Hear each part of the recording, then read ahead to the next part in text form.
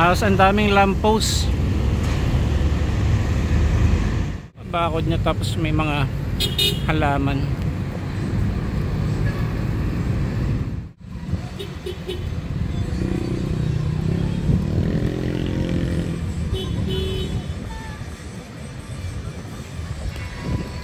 Ang ganda ng entrada dito.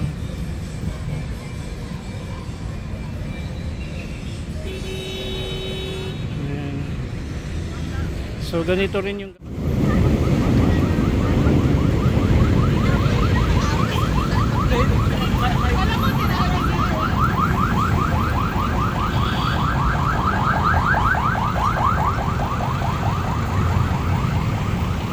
so may entrance dito, pero sa ngayon di pa siya nadadaanan, ano. Ito pala yung project, completion of the development of National Museum Complex in Manila. Ayan, na may contract cost na 58 million 58,586,878.55. Source of fund NGA, the National Expenditure Program. Okay, lakad tayo, punta tayo dun sa kabilang side. Pero ang ganda nito pagka natapos to. Ang daming lamppost. Ayan yung mga workers po rito na nagtatrabaho dito. Yan, inaayos po nila yung mga flooring.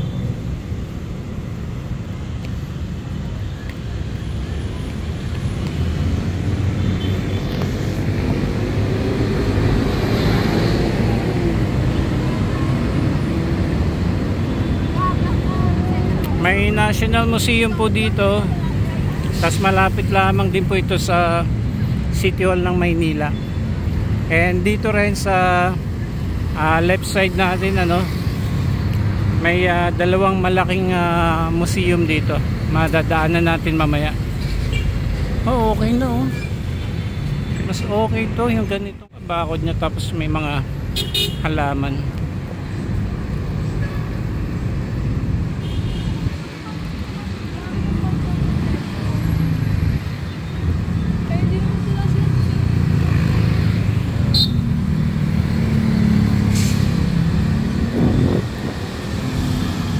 Napakainit ngayon, pero ito, mag-update po tayo dito sa Rizal Park. Ayun, dito yata pwede nang dumaan.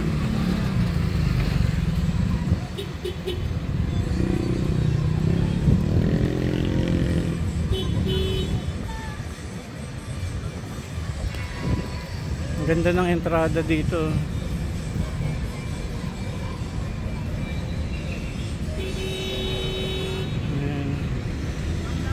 So ganito rin yung side.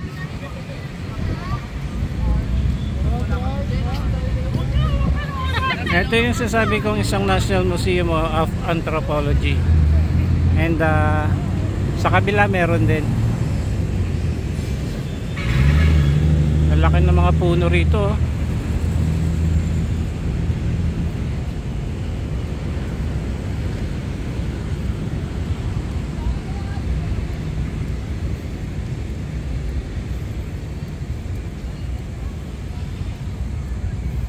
Mamaya pasok tayo dyan sa museum. Hindi pa naman siya tapos na ang dami pa rin ongoing construction, especially doon sa unang napuntahan natin. Tapos may mga bench dito. So ito yung parang unang phase nitong Rizal Park along Taft Avenue.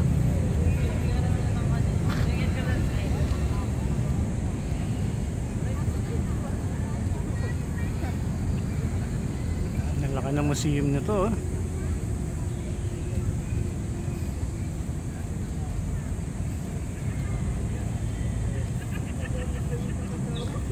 So nag-iba na talaga kasi dati rito, naririto yung mapa ng Pilipinas.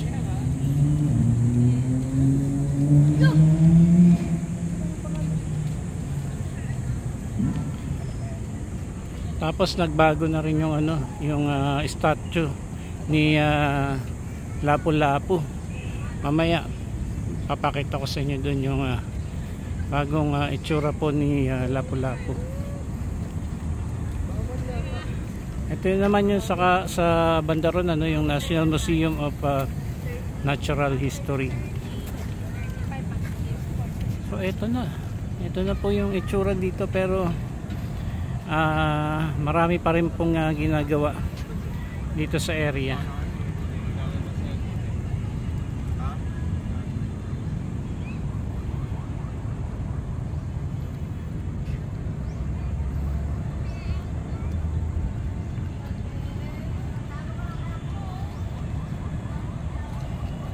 Kalachuchi ang lalaki ng puno rito.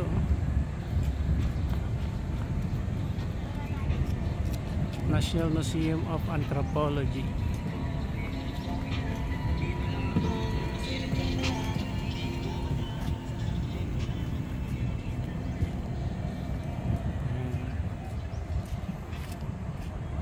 Libutin muna natin dito sa area na to. Tingnan natin kung meron na ring way dun sa kabila. Kasi matagal din na panahon na nakasarado yan, ano. Tingnan natin kung nadadaanan na rin para makarating dyan sa may gitnang bahagi ng Rizal Park.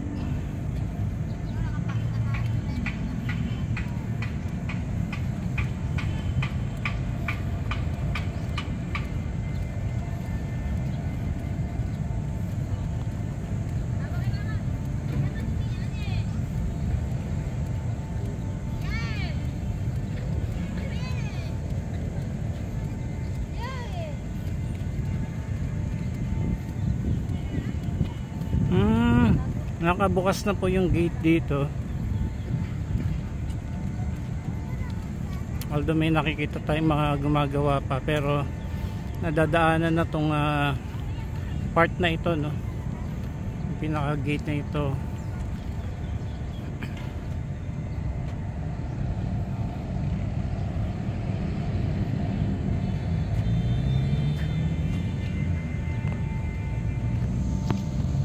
And dito naman po yung statwa ngayon ni Lapu-Lapu. Kaya mas nalapit na siya dyan sa may pinakadaan, ano. And at paano nagbago yung pinaka-gate, ano. Ayun, no. Mas gumanda na ngayon.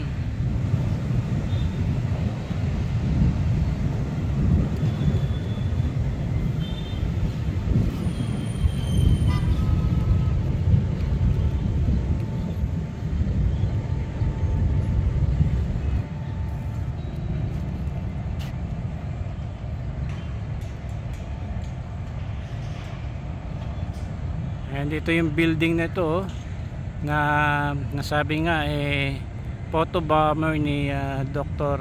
Jose Rizal.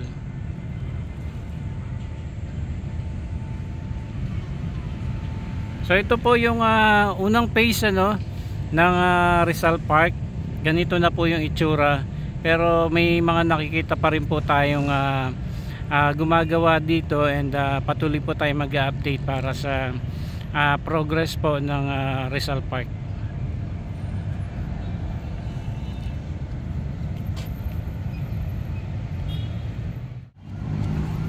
Gumanda na yung gate, ano. Hindi na siya sagad doon sa pinaka road. Kumbaga may espasyo pa bago dito sa pinaka gate. Punta tayo dito sa nag-work po sila rito. Bawal pa pala doon, ano, dumaan. Kala natin na dadaanan na, kasi may nakita tayong mga namamasyal na dumaan doon. Yung pala mga pinabalik din sila, at doon sila dumaan sa mga dinaanan nila kanina. Pero dito sa right side meron ding daanan dito, saka meron din dito.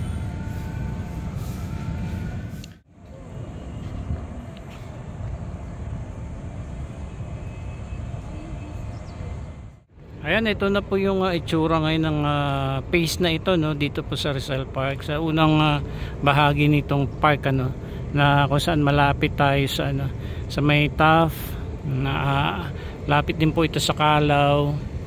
Ay, ganito na po ang itsura niya na pagka lipas ng mga ilang taong pagko-construct dito. I think simula pa ng pandemya, no, ay inaayos na ito at matagal nga din pong sinarado ito. At least po ngayon kahit papaano, kahit may mga construction works pa rin ay na dadaanan na po itong area na to, na papasok na natin yung lugar na ito. So, dati-rati andito yung mapa ng Philippines. Ayan, so nag-iba na, no? So isang malawak na lugar na pinaka platform, tas may mga ito, dagdag na lang itong mga puno na ito na parang ano bang tawag dito, palm tree ba ito? Yan yung mga yan.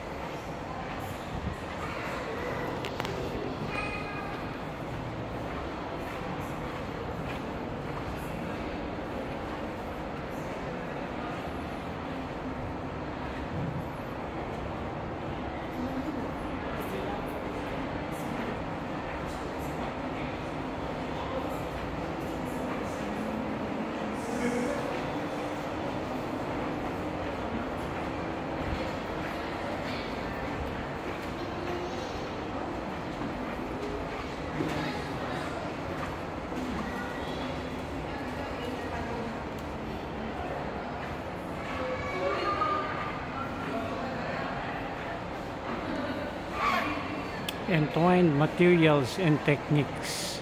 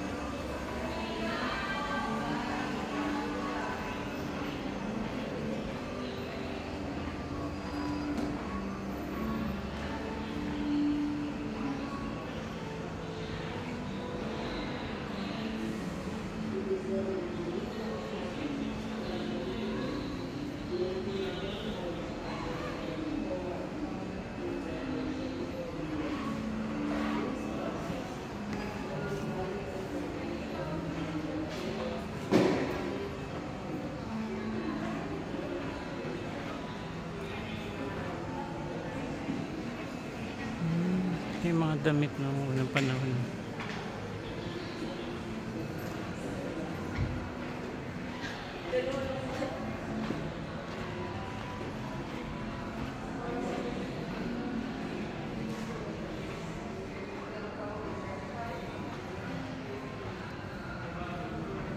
Ito yung ano nila, gamit nila sa paghahabi.